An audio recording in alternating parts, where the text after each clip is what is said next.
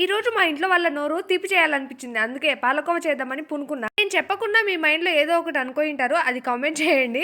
మీరు గెస్ట్ చేసిన మాట 100% నిజమే. నేను ముందు ఇంకో గిన్నెలో అయితే దీన్ని చేసిన, దాంట్లో కొంచెం అడుగంటింది, అందుకనేసి కొంచెం అడుగు మందం ఉన్న బాల తీసుకొని దాంట్లో వేసి దగ్గర పడేంత వరకు కలబెట్టినాను బాగా. ఇంట్లో చేసుకునే పాలకోవ బయట కొనుక్కున్నట్లుగా పూసగా ఉండాలంటే కొంచెం నిమ్మరసం కానీ లేదంటే వెనిగర్ కానీ యాడ్ చేసామంటే అలా గుల్లగుల్లగా వస్తుంది. నేను చెప్పినా అని ఓ పోసేయకండి, ఒక 2-3 డ్రాప్స్ అయితే చాలన్నమాట. 2-3 డ్రాప్స్ వేసుకుంటూ కలబెట్టుకుంటూ పోతే అట్లా వస్తుంది. పాలకోవ సక్సెస్ఫుల్ గా పూర్తి చేసిన తర్వాత నేనైతే ఇంకా ఆఫ్టర్నూన్ కి కావాల్సిన కర్రీ అయితే ప్రిపేర్ చేస్తున్నా. ఇక్కడ క్యాలీఫ్లవర్ ఆల్రెడీ పాలకూర పప్పు అయితే చేసేసిన.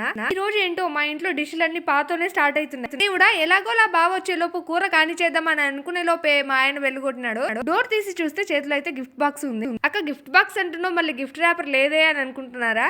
ప్యాకింగ్ చేయకుండా ఇచ్చారండి, నేనేం చేయాలి దానికి?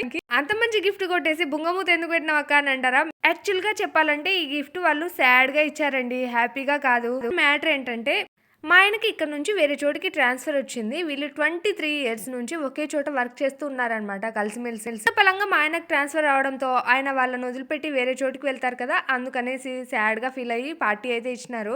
మా ఆయనతో కలిసి వర్క్ చేసే వాళ్ళంతా కలిసి ఈ గిఫ్ట్ అయితే ఇచ్చినారు. ట్రాన్స్ఫర్ వచ్చిందని సంతోషపడాలో లేదంటే వీళ్ళని వదిలిపెట్టి వెళ్తున్నామని బాధపడాలో అసలు అర్థం కావట్లేదు. ఈ విషయం తెలిసినప్పటి నుంచి అందరి ఫేస్ లు సాడ్ గానే ఉన్నాయి. ప్రతిరోజు ఈయన మూడ్ ఆఫ్ లోనే ఉంటుంది. అయినా ఈ బాధలు చెప్పుకుంటే తీరేవి కాదులేండి. ఒక వీడియోని ఇస్తే లైక్ చేసి సబ్స్క్రైబ్. బాయ్.